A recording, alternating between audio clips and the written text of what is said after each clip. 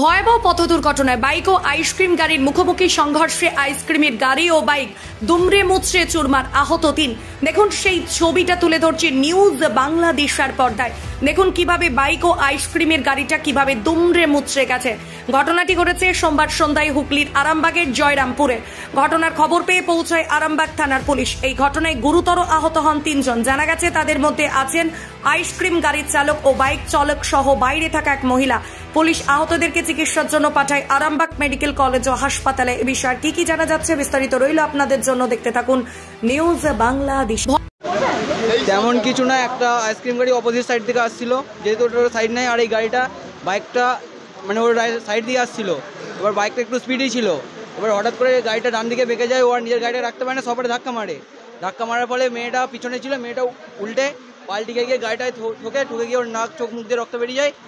রক্ত বেরিয়ে যাওয়ার পরে মেয়েটা একদম অজ্ঞান হয়ে যায় পুরোপুরি। সঙ্গে সঙ্গে পুলিশ এসছে বলতে সঙ্গে সঙ্গে খুব একটা আসেনি, একটু দেরি পরেই এসছে। ওকে আপাতত আরামবাগ হসপিটালে নিয়ে যাওয়া হয়েছে। আপাতত এটা জয়রামপুর।